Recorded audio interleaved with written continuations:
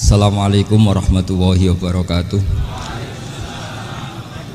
Bismillahirrahmanirrahim. Tabarakalladzi nazzalal furqana ala 'abdihi liyakuna lil 'alamina nadhira. Allahumma shalli wa sallim ala sayyidina Maulana Muhammad wa ala alihi wa sahbihi asma'in. Nama ba'du.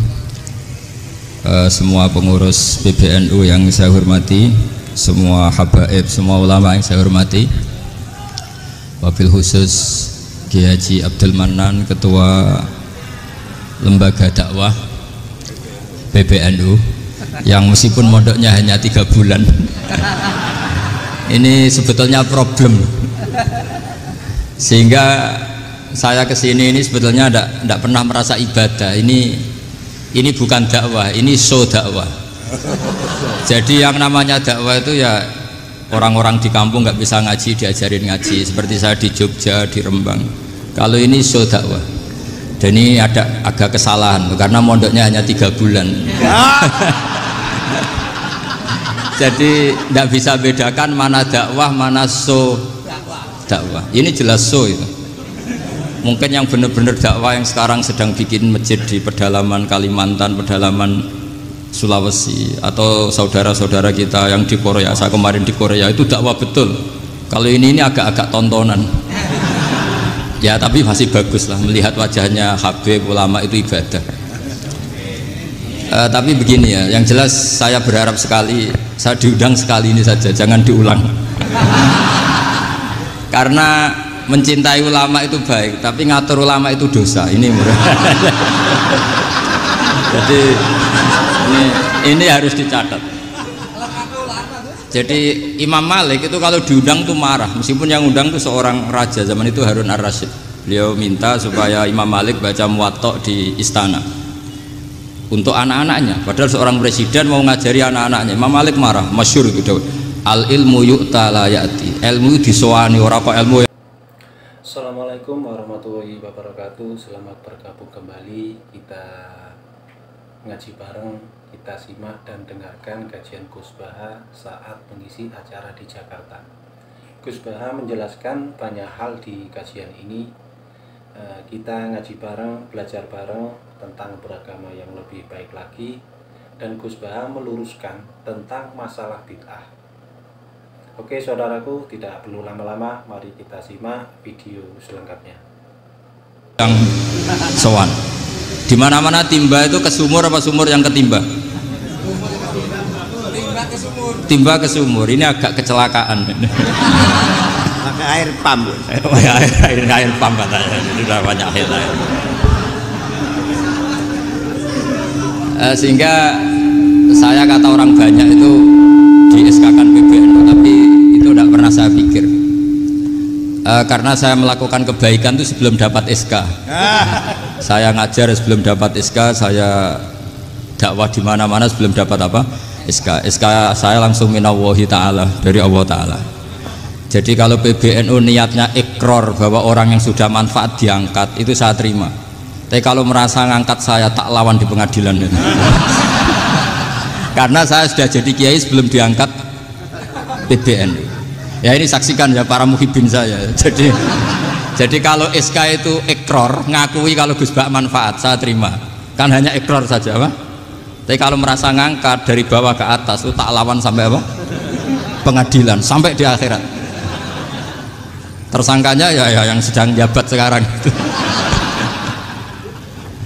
Tapi saya yakin enggak, Kiai Miftahul Ahyar itu orang alim, karena alumni Sidogiri dan menantunya Syekh Duki. Di antara gurunya itu pernah mbah mertua saya, karena istri saya orang Sidogiri. Beliau juga besanan sama keluarga Lasem, saya ini Durriyah Lasem. Pak Said Akil juga orang alim, mbah-mbahnya juga orang alim. Baru kemarin nyocokkan nasab sama saya. Buyut-buyutnya beliau itu adik buyut saya, pernah cocokkan sama saya. Gus, saya sama saya tua mana? Tua saya, buyut kamu adik buyut saya, kata saya gitu. Tapi saya tetap hormat sama beliau karena ya pernah sepuh umurnya setidaknya. Jadi saya ulang lagi, ngaji seperti ini itu sebetulnya lebih ke show, pertunjukan, supaya pertunjukan ini tidak dosa. Saya isi ngaji betulan. Tapi jangan diulang, karena biasa ngaji rutin. Saya di Jogja tafsir Jalalain sudah juz 23, pernah khatam hikam, sekarang Nasohul Libat separuh. Saya ngaji di Sidogiri Itkon, di Sarang Balaghatul Quran, di Hajen Lubul Usul, tapi sarahnya yang Thariqatul Usul, sarahnya Mbah Sahal Mahfud. Jadi baru di sini ngaji bersaing sama orang yang mondok berapa? 3 bulan. Ini masalah, masalah. Nggak boleh mondok itu harus buat tulis zaman. Tapi ya tidak apa-apa, mungkin laduni ya. Jadi kalau mondok cepet itu kemungkinannya apa? Laduni. Begini, tapi saya tertarik apa yang dikatakan Kiai Haji Abdul Manan tadi menyangkut kalimat tauhid. Saya ngaji di mana-mana bilang, kalau ngaji itu yang tahqiq itu detail. Detail itu bahasa Arabnya tahqiq. Jadi kita misalnya berpikir secara jernih, orang yang kafir 70 tahun itu pasti menjadi muslim karena melafadzkan la ilaha illallah. Dan itu bi ijma'il ulama. Semua ulama mengatakan demikian. Saya ulang lagi, itu bi ijma'il ulama. Karena mansus di Quran ada ayat kulil ladina kafaru iyantahu yughfar lahum ma qad salaf. Kalau orang yang kafir 70 tahun bisa dihilangkan kekafirannya hanya dengan kalimat la ilaha illallah Muhammadur Rasulullah. Berarti kalimat ini statusnya apa? Penghilang kekafiran, apa? Penghilang kekafiran. Lalu ada kelompok yang mengatakan gara-gara kalimat la ilaha illallah dan pegang patok nisan itu orang menjadi kafir. Ini kan jadi paradok. Lafat yang kita statuskan sebagai penghilang kekafiran dengan lafat yang sama orang menjadi kafir. Itu nggak ketemu nalar. Mbok nalar paling apapun tetap nggak ketemu. Kecuali tadi ya dalilnya pokok yang ngotot tadi. Itu memang kacau itu. Tapi alhamdulillah mereka insya Allah ya sadar. Kamu jangan bayangkan mereka tidak sadar terus, berarti kamu doanya jelek. Bisa saja mereka sudah ingin sadar, berhubung digojlok ini terus nggak jadi sadar. Jadi jangan-jangan salah kita karena sering gojlok sehingga yang mau sadar jadi tidak apa? Nggak sadar. Saya tadi jam 10 sampai setengah 2 masih ngajar di pondok saya ngajar tafsir, masih di Rembang sana saya. Terus saya ke Semarang, Delalah Muyassar, ya mungkin agak-agak keramat, jadi tetap jam 3:15 saya bisa ketemu Habib Umar Hafid. Saya beberapa menit ya diskusi tentang manhaj beliau, dan kebetulan saya sering belajar kitab beliau sama alumni-alumni Darul Mustafa. Meskipun saya tidak pernah ke sana, tapi saya tahu betul mazhab beliau karena al arwah junudun apa? Mujannada. Begini, saya sering dingendikani Mbah Mun, politik tidak jelas itu bagian dari kejelasan. Ini yang perlu dicatat. Jadi politik tidak jelas itu bagian dari apa? Kejelasan. Misalnya begini, siapa yang mengira Khalid bin Walid yang sangat musuhi Rasulullah, dia panglima orang kafir ketika ngalahkan Rasulullah di perang Uhud, akhirnya Khalid bin Walid masuk apa? Islam. Begitu juga Wahsy, qatilu ahabbin nasi ila Rasulillah, pembunuh Sayyid Hamzah, akhirnya juga masuk Islam. Begitu juga Abu Sufyan, dia pemimpin besar kafir Mekah ketika perang Badar, ketika perang Khandaq, akhirnya juga Islam dan menjadi mertua Rasulullah Shallallahu Alaihi Wasallam. Dari fakta ini kemudian banyak ulama alim yang ngambil sikap itu ya coro Jawa itu anggang-anggang. Anggang-anggang itu gak tegas, tapi gak tegas dari rumusan ilmu yang detail. Saya ulang lagi, gak tegas tapi dari rumusan ilmu yang apa? Detail. Bisa saja orang yang sekarang kafir suatu saat mukmin atau muslim. Bisa saja yang sekarang sedang fasik suatu saat soleh. Bisa saja yang mondok 3 bulan Rois PBNU. Sementara yang mondok lama kadang KRT. Tapi itu hanya hukum duniawi. Saya yakin yang KRT ini PBNU di akhirat. Karena mondoknya lebih apa? Lama. Itu tak jamin. Saya juga berencana mimpin itu di akhirat saja, bukan di dunia. Makanya saya mohon SK itu berakhir muktamar mendatang. Karena saya sudah kiai sebelum diangkat. Makanya saya ulang-ulang, kalau pengangkatan itu niatnya ikrar, saya terima. Tapi kalau niatnya ngangkat, tak gugat di pengadilan. Ini tidak guyon, ini betulan itu.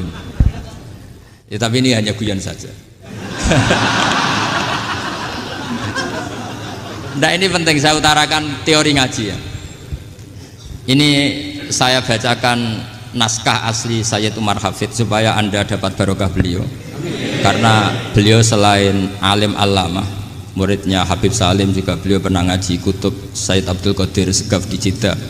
Juga beliau sering istifadah di beberapa kiai. Ini saya baca teks Arabnya, kemudian saya terjemah. Bagi yang tidak setuju pemaknanya bisa gugat, karena saya baca Arabnya. Yang nggak setuju pemaknanya bisa gugat, tapi tak jamin kalah karena saya paham betul teksnya maknanya seperti itu.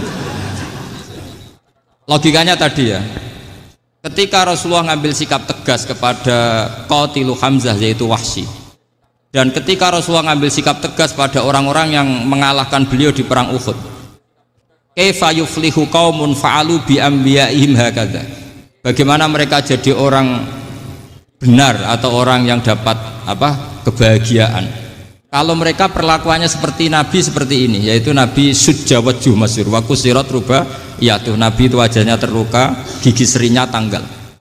Orang-orang seperti ini tuh nggak akan bejo kalau orang Jawa, nggak akan falah. Tapi apa yang terjadi? Allah menurunkan ayat laisa laka minal amri syai'un aw yatuba 'alaihim aw yu'adzibahum. Muhammad itu bukan wilayah kamu ngecap orang, menstigmasi orang itu tidak wilayah kamu. Saya bisa saja mengampuni mereka atau menyiksa saya itu atau menyiksa mereka itu wilayah saya, kata Allah. Saya bisa saja mengampuni mereka atau menyiksa mereka itu wilayah saya. Sehingga akhirnya apa? Rasulullah tidak ngambil sikap yang mungkin orang lain mengatakan itu tidak tegas, tapi itu kearifan. Betul, akhirnya Wahsy malah masuk Islam. Khalid bin Walid panglimanya juga masuk Islam. Dan beberapa orang kafir juga masuk Islam, termasuk mimbenihim, ketuanya yaitu Abu Sufyan. Ini penting saya utarakan. Makanya ini saya baca pembenaran dari konstruksi pikiran tadi. Nah ini supaya khas. Ini khasnya orang mondok 10 tahun ini. Jadi ini tak baca ini. Nah, biar jelas ini nanti teksnya persis ya, tidak saya rubah. Ini di kitabnya Habib Umar Hafid, namanya itu Taujihun Nabi Limardoti Bari. Kalau diterjemah ya mengarahkan orang yang sadar. Nabi itu orang yang sadar ya, sampai ini termasuk orang yang sadar. Limardoti Robbi, menuju mendapat ridho Tuhan atau Allah Subhanahu wa Ta'ala. Saya baca teksnya ini di halaman 179. Ini tidak ada yang saya rubah, tidak saya kurangi. Bismillahirrahmanirrahim. Fala buddha an nuwattina qulubana ala annana khodamatu ahli hadal qaul wa yattali'u wa min qulubina annana na'taqidu imkaniyata ayyasfa'a fi ahadina yaumal qiyamati man huwal ana kafirun yuslimu faya'lu sya'nu indal haqqi fayakunu sababan li kholasika fil qiyamah yumkinu dzalik. Jadi kita para dai, para kiai itu adalah khodamatu hadal kaun. Kita ini adalah pelayan alam raya ini yang selalu berharap alam ini akan lebih baik. Orang yang sekarang sedang kafir bisa saja nanti yang nyafaati kamu di akhirat, yaitu mereka masuk Islam lalu Islamnya lebih serius, akhirnya punya hak syafaat. Sementara kamu Islam mulai kecil tapi biasa-biasa saja seperti ini, mulai dulu ngaji terus sama Ki Abdul Manan, nggak pernah yang ngisi ngaji, itu artinya nggak ada perkembangan. Makanya saya nggak ingin ngaji lagi, karena saya ingin perkembangan Anda nanti tukang mengisi, bukan yang diisi. Kalau saya nanti ngaji lagi di sini, artinya Anda kalau tetap mendengarkan itu tidak ada perkembangan. Pantes saja semulang Gus Bahak sampean sing ngaji. Sekali-kali ada perkembangan, saya ngaji sampean yang mulang, itu bagus itu. Meskipun itu perkembangan yang menyesatkan.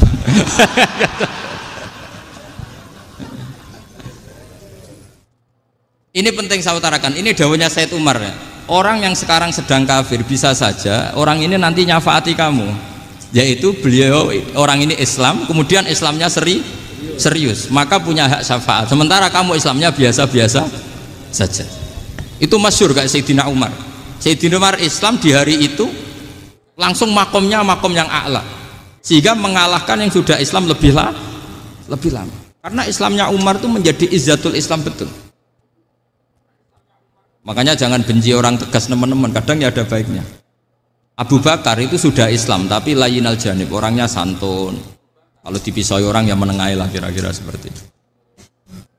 Begitu juga Bilal, Ammar, Suhaib. Singkat cerita, Rasulullah itu sering dibully ya, sering disiksa orang-orang kafir. Rasulullah berharap, wah kalau yang Islam gini terus repot. Melihat Umar ini petarung, Di pasar Uka dia dapat uang itu kalau tarung, menangan. Kata Rasulullah, kalau ini yang Islam ya bagus. Beliau berdoa, Allahumma aizal Islam bi Umar. Itu kira-kira 2 hari dari doa beliau, Umar masuk Islam. Itu pertama masuk Islam itu orang-orang kafir diparani. Kalau kamu ganggu Rasulullah Muhammad tak bunuh. Semenjak itu orang kafir yang gentenan sembunyi. Sehingga kata para mereka yang Islam selalu jaya mut aslama Umar, ketika Umar masuk Islam. Itu dalam 1 hari Islam itu Rasulullah sudah ngendikan Umar yang Islam sehari ini imannya kalau ditimbang separuh ahli dunia masih unggul sama Islamnya Umar. Nah, bisa saja seperti itu.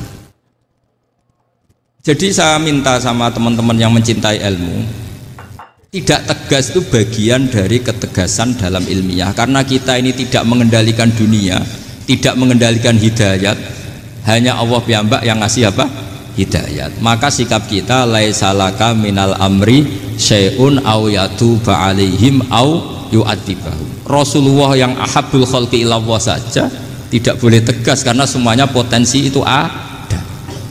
Cuma kita tegas dalam kebenaran saja, tapi nggak perlu tegas dalam mengawal kebenaran. Kenapa demikian? Karena Islam ini agama yang akan dijaga Allah ila yaumil. Yang jaga Islam bukan PBNU, bukan PP Muhammadiyah, bukan kiai. Yang menjaga Islam namun Allah Subhanahu wa ta'ala. Makanya Sayyidina Umar itu kalau disuruh mikir Islam itu gak mau betul. Masyhur itu dalam tarikh. Umar mimpin itu sukses, banyak futuhat. Singkat cerita akhirnya orang tuh kelangenan, wah kalau Umar meninggal kayak apa. Sehingga Abdullah bin Umar setiap jalan-jalan tuh dibully, kalau sekarang dibully. Ya Abdullah bin Umar, bapak kamu itu gimana? Sudah sepuh mau meninggal kok tidak suksesi. Kalau saja ada orang penggembala kemudian meninggalkan kambingnya di hutan, kamu anggap orang yang mudoyik enggak, menyanyiakan kambing itu enggak? Ya iya, kata Abdul bin Umar. Apalagi amru hadil umat ini mau ditinggal gelanggang, nanti suatu saat Umar meninggal. Mbok ya suksesi supaya jelas.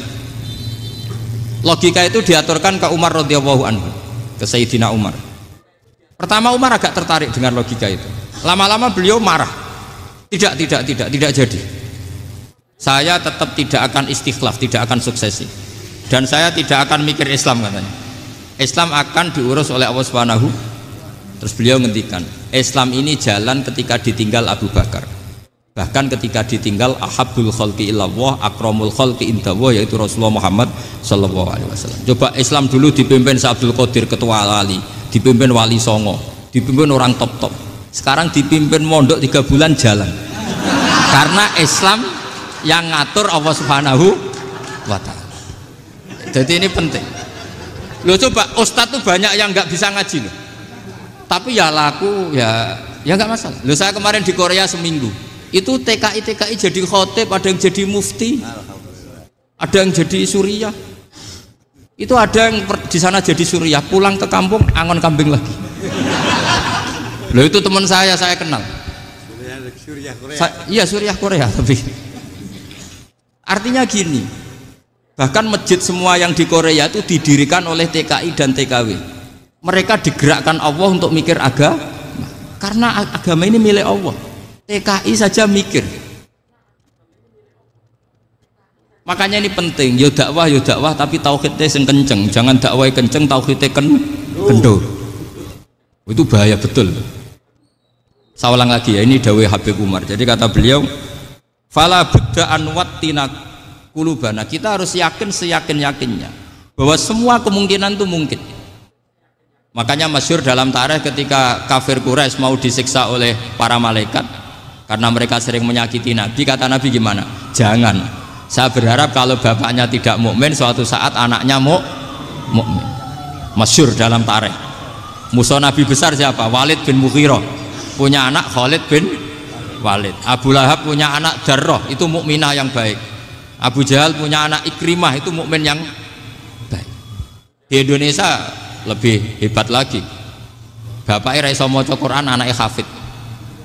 Bapaknya utun ratamat SD, anaknya jadi dekan. Di Indonesia banyak orang nggak siapa-siapa, anaknya jadi presiden, anaknya jadi menteri. Artinya jangan karena bapaknya kafir kamu nganggep anak turunnya pasti selalu kafir. Teori itu sudah salah zaman Rasulullah. Yaitu Walid akhirnya punya anak Khalid, Abu Lahab punya anak Darrah. Terus Terus siapa? Abu Jahal punya anak siapa? Ikrimah. Ini penting saya utarakan karena dakwah kalau terlalu semangat, nanti kalau menghilangkan tauhid bahaya. Tetap innal huda. Uni Soviet kayak apa? Mengkooptasi negara-negara sekelilingnya sampai jadi zuni. Tapi apa yang terjadi? Uni Soviet yang runtuh, persemakmurannya semua rata-rata jadi negara apa? Islam, kayak Uzbek, kayak Ceknya, kayak apa-apa. Karena agama ini diurus Allah. Sehingga kalau tapi kamu ngitmai agama nggak apa-apa. Makanya istilahnya Habib Umar khodamah itu pelayan, nggak apa-apa. Kita ngitmai agama itu nggak apa-apa. Dengan ngitmai terus mikir nggak apa-apa. Tapi jangan mikir yang merasa kalau kita mati, wah nanti agama ini kukut karena saya mati. Kamu itu siapa? Agama Islam ini tidak pernah dipasrahkan kamu. Diurus oleh Allah Subhanahu wa Ta'ala sendiri. Sehingga ketika Wali Songo meninggal, agama ini tambah kuat sampai sekarang. Kecil saya itu kalau pengajian susahnya bukan main, harus izin sana sini. Sekarang setiap pengajian polseknya datang, polresnya datang, nggak ada intel, nggak ada apa. Padahal kiai dulu sama kiai sekarang itu kira-kira alim mana? Alim kiai dulu. Mbah Hasyim Asy'ari itu ngarang kitab sampai dibaca di Yaman. Saya sering baca juga kitab beliau, Risalatu Ahli Sunnah wal Jamaah. Kiai sekarang mau terjemah aja kadang salah memahami. Tapi ya Islam tetap jalan karena Islam ini dikawal, dijaga oleh Allah Subhanahu wa Ta'ala. Maka kalau dalam cerita tarikh sirahnya Ibnu Ishaq itu, tauhid itu penting. Beliau cerita begini, Sayyid Abdullah itu namanya Abdullah bin Abdul Muthalib. Kita tahu kenangannya Rasulullah terbanyak itu bukan dengan Sayyid Abdullah tapi dengan Sayyid Abdul Muthalib, dengan mbahnya. Karena Nabi itu mulai kecil dirawat oleh siapa? Mbahnya. Yaitu yang disebut Nabi ketika 2 bulan kan abahnya sudah meninggal. Ya saya baca ya, pakai bahasa Arab biar jadi bid'ah. Nanti kalau bahasa Indonesia ada bid'ah. Tidak betul. Diba atau berjanji sebenarnya itu kitab sejarah, berhubung dibaca bahasa Arab terus kayak mantra. Terus yang belakang mau nyenggai soleh aleh, sehingga kubu sebelah bilang tuh khurafat dan bid'ah. Coba diterjemah ini, coba nanti saya baca bahasa Arab. Walamma tamma min hamli syahroni ala masyuril aqwalil marwiyatu fiya bil madinati abuhu abdullah wa kana qad istaza fi akhwalihi bani adi minat taifatin najariyah wa makatha syahron saqiman yu'anu nasukmahu wasakwa. Terus di pojok sana bilang soleh aleh, pasti kubu sebelah yang liwat, wah itu khurafat bid'ah karena dianggap mantra. Padahal artinya coba sampean baca bahasa Indonesia, ketika hamil Rasulullah umur 2 bulan, abahnya meninggal di kota Abwa. Kota Abwa adalah kota keluarga besar ibunya Sayyid Abdullah. Kebetulan pas ke sana beliau sakit sampai 1 bulan dirawat. Bid'ahnya di mana kalau diterjemah? Wong itu kitab tarikh. Makanya saya nggak tahu yang membidah-bidahkan tiba itu karena tadi. Tapi sampean juga ikut salah karena nyenggai sholawat tantok itu. Jadi makanya saya bilang tadi kalau bahasa Arab bid'ah, kalau sudah terjemah bid'ah karena kelihatan kalau itu hanya kitab tarikh. Loh, coba bid'ahnya di mana? Wa ba'du fa'aqulu wa Muhammad bin Abdullah bin Abdul Muthalib bin Hasyim. Itu kalau diterjemahkan, kamu harus tahu siapa nama Muhammad. Muhammad punya abah siapa? Rasulullah Muhammad Abdullah. Punya abah siapa? Abdul Mut. Punya abah siapa? Hasyim. Coba baca gitu di kubu sebelah. Oh iya gitu. Berhubung kok baca bahasa Arab. Wa ba'du fa'aqulu wa Muhammad bin Abdullah bin Abdul Muthalib bin Hasyim. Jadi itu hanya salah baca saja. Maksudnya salah yang ngukumi, bukan salah yang baca, salah yang apa? Ngukumi. Sayyid Abdullah ini orang yang tauhidnya sangat kuat. Sayyid Abdul Muthalib lebih kuat lagi. Saya cerita sedikit betapa pentingnya tauhid. Ketika pasukan Abraha bawa pasukan gajah mau menyerang apa? Ka'bah. Itu sebelum menyerang itu semua aset-aset milik orang kafir Quraisy, milik orang Quraisy lah, itu ditawan, diambil, termasuk milik Sayyid Abdul Muthalib, milik Abdul Muthalib.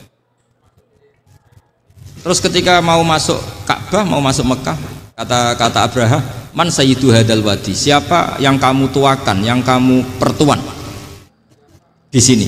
Oh, Abdul Muthalib. Abdul Muthalib itu dipanggil, itu auranya luar biasa. Abraha yang di tempat perkemahannya itu harus duduk di atas karena dia raja. Itu duduk di atas gak berani. Saking wibawanya Abdul Muttalib, ini mbahnya Rasulullah. Akhirnya Abraha bilang gini, saya duduk di bawah tidak mungkin karena saya raja. Kamu duduk jejer saya tidak mungkin karena nanti umat saya kecewa karena raja kok disaingin gitu. Ya sudah, santai berdiri-diri kita ngomong. Akhirnya Sayyid Abdul Muttalib tadi diomongin gini, saya itu tidak ingin merusak orang-orang Mekah, orang-orang Quraisy. Saya hanya kecewa punya tempat ibadah dikencingi, diberakin sehingga saya mau merubuhkan Ka'bah. Tapi dengan damai, nggak ada perang. Apa jawabnya Abdul Muttalib? Lucu. Nggak apa-apa, Ka'bah kamu robohkan silakan, nggak apa-apa. Yang penting unta saya yang kamu sita kembalikan. Harta saya yang 100 unta kamu sita kamu kembalikan. Itu Abraha kagetnya bukan main. Kaget karena kamu itu pemimpin apa? Tadi saya hormat kamu karena kamu tak anggap orang hebat. Hadhil Ka'bah dinu abaika, ini Ka'bah itu agama kamu. Pas saya hancurkan kok kamu tenang-tenang saja. Padahal pas mau saya hancurkan kamu tenang-tenang saja, malah tanya unta kamu itu gimana? Apa jawabnya Abdul Muttalib? Inna lihadal baiti robban hamahu, sebab Ka'bah itu ada yang punya dan pasti akan melindungi Ka'bah. Tapi kalau unta itu milik saya, ini urusan saya, ini unta. Jadi inna lihadal baiti robban hamahu itu tidak milik saya, itu ada yang punya. Ya sudah, biar yang punya aja yang jaga, itu tidak urusan saya. Akhirnya unta dikembalikan, aman deh, untung double. Terus akhirnya dia ke Ka'bah, fa'akhudha bi halaqatil bab, karena dulu apa itu halaqatil bab, karena dulu itu yang dipakai apa itu pegangan itu bentuknya apa, bulat, makanya diistilahkan halaqah apa, bulat. Kalau sekarang halaqah ilmiah itu seminar. Tidak. Halaqah itu buruhi lain lagi. Ya. Pegang terus bilang gini, kata Abdul Muttalib, ya Allah, Ka'bah ini mau dihancurkan oleh Abraha, Ka'bah ini milik kamu. Saya mau ke gunung, mau melihat apa yang kau lakukan terhadap orang yang mau merusak Ka'bah. Abdul Muttalib bilang ke umatnya, wa ya qaumi, ayo kita ke gunung melihat ma fa'ala rabbuna, apa yang akan dilakukan Tuhan kita terhadap orang yang mau menghancurkan Ka'bah. Jadi santai saja, santai. Terus Abdul Muttalib naik gunung sama orang-orang Quraisy. Abraha datang mau merusak Ka'bah, terus terjadi alam taro kaifa fa'ala rabbuka bi ashabil fil. Itu melihat, dan betul Ka'bah dijaga Allah.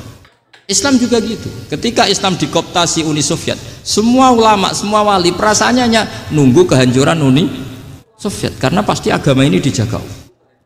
Saya setiap sholat, setiap munajat, ketika baca Rabbana lakal hamdu bil samawati wa mil'ul ardi. Dulu saya iskal itu janggal.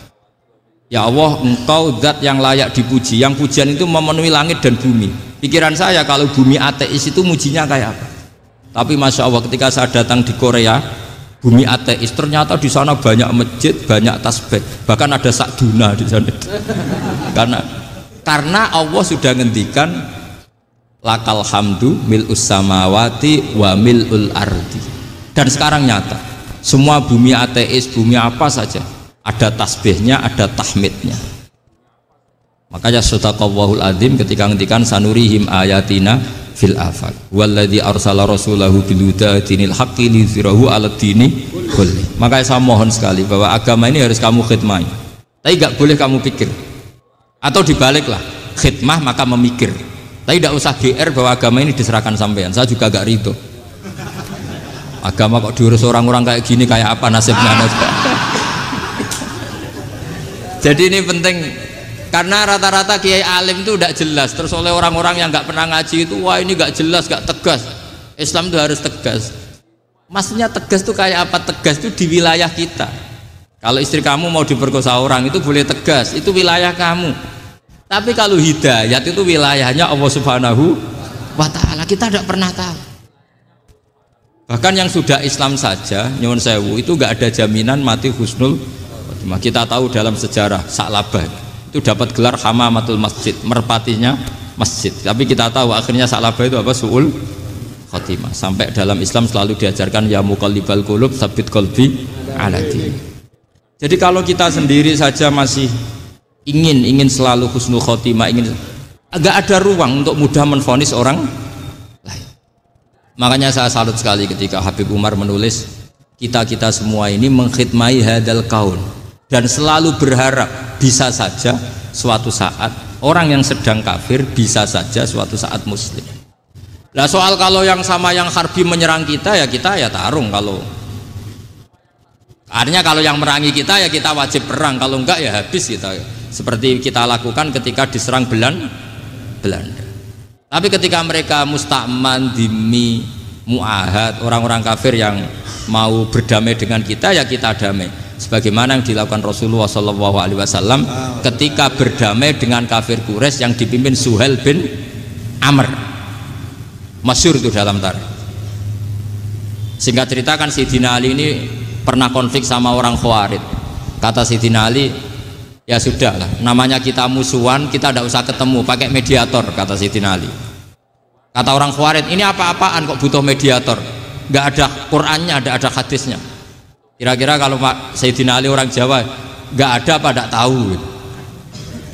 Walhasil Sayyidina Ali akhirnya baca ayat wa in khiftum shiqaqa bainihima fab'atsu hakaman min ahli wa hakaman min ahliya. Jika suami istri tengah konflik, maka yang keluarga suami kirim mediator, yang keluarga perempuan juga kirim.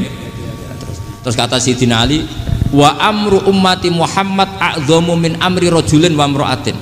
Kalau suami istri saja ketika konflik butuh mediator, apalagi ini kelompok besar pasti lebih butuh mediator. Akhirnya lalu mediatornya siapa? Kata Sayyidina Ali, ya siapa saja yang penting baik. Ditunjuk seseorang, diprotes sama orang Khawarij, ini orang nggak kredibel. Oh, terus Sayyidina Ali marah-marah. Rasulullah itu pernah berdamai dengan orang, bahkan orang itu kafir, yaitu Sulhul Hudaybiyah. Nabi itu berdamai dengan orang yang bernama Suhail bin Amr ketika itu kafir. Makanya ini menunjukkan bahwa musolahah ma'al kufar itu boleh demi kelangsungan bernegara, berbangsa. Kamu tidak usah meragukan reputasi NU. Ketika dulu kafirnya kafir harbi zaman Belanda, ya Mbah Hasim fatwa apa? Jihad. Jadi jangan kira tidak tegas, kita tegas sekali, justru kita yang punya masa lalu tegas. Tapi kepada siapa dan dalam konteks apa? Paham ya? Terus ini penting sekali untuk dijernihkan. Ini saya baca berikutnya nanti, tidak supaya tahqiq. Saya syukur sekali, saya tadi sekaligus minta ijazah sama Habib Umar, dan memang saya ngaji ini lama sama teman-teman alumni Yaman, cuma belum pernah ketemu mu'alifnya. Tadi saya ketemu minta ijazah itu dan beliau senang sekali, bahkan sempat bikin tulisan di kitab saya ini. Sama tidak perlu baca, karena kalau bisa ya biasa, kalau tidak bisa malu ya sudah, tidak usah baca sudah. Terus ini kata beliau, ini masih saya teruskan. Nahnu min hadhil intilaqah naktasibu thabatana wa quwwata yaqinina wa illa fa fil ardi mu'aridun wa muntaqidun wa mukhalifun min akhyarin wa asrarin sholihin wa fasikin muslimin wa kuffar. Kalau kamu punya satu metode ilmiah, metode dakwah, kamu harus siap, karena pasti ada yang menentang. Yang menentang itu ya mulai orang soleh, tidak soleh, orang macam-macam. Jadi kalau sudah punya manhaj, memang dari awal harus siap apa? Ditentang. Jadi misalnya PBNU punya kebijakan apa, ya sudah siap saja dibully. Itu pasti itu, karena nggak ada manusia semua suka, semua benci. Kata beliau, anta in kunta fi syakkin min hadzal maslak wal manhaj fattabi man syi'ta wasaha angka ghaniyah wa in kunta ala yaqinin annahu al huda wa mirasun nubuwah wa annahu haqiqatu tarjamatil ahdi ma'rab fala tata'atsar min kalami ahadin yakunu mangkana. Jadi intinya kita mengawal Islam secara rahmatan lil alamin itu justru kita berharap menjadi simpatik dan menjadikan mereka menjadi napa Islam. Jangan ketika simpatik dianggap gak tegas. Saya masih ingat betul dawuh Mbah Mun, hak sekseni, kata beliau, saya masih ingat kalimatnya, sekseni akurat tegas itu berdasar ayat laisalaka minal amri syai'un aw yatuba alaihim aw yu'adzibahum, karena potensi sosial itu bisa rubah. Orang yang sekarang kawan kamu bisa saja suatu saat jadi musuh, yang sekarang musuh kamu bisa saja suatu saat jadi kawan. Terus kamu ngambil sikap tegas, Dalam sesuatu yang nggak stabil seperti ini lalu tegas itu kan nggak pada tempatnya. Makanya yang seperti ini kata Allah pakai asa. Asa itu menawa-menawa. Asa wahu ayyaj'ala bainakum wa bainal ladzina ataitum minhum mawaddah. Bisa saja orang yang sekarang musuhan dengan kamu suatu saat dijadikan mawaddah. Kamu udah mawaddah itu saling mengasihi. Kamu udah usah tanya wallahu qadir kata Allah karena Allah mampu. Jadi dalam hukum-hukum sosial Allah seringnya bilang apa? Asa. Misalnya wa asa an takrahu syai'an wa huwa khairul lakum wa asa an tuhibbu syai'an wa huwa syarrul lakum. Karena masalah sosial ini semuanya asa, yang pernah tahu siapa? Bisa saja sekarang saya Rois Surya. Nanti SK-nya enggak turun lagi tapi saya tidak apa-apa. Bisa saja nanti santri 10 tahun dipimpin 3 bulan enggak apa-apa. Bolak-balik enggak apa-apa. Saya tidak akan kecewa. Karena masya Allahu kana wa malam yasa lam yakun. Assalamualaikum warahmatullahi wabarakatuh.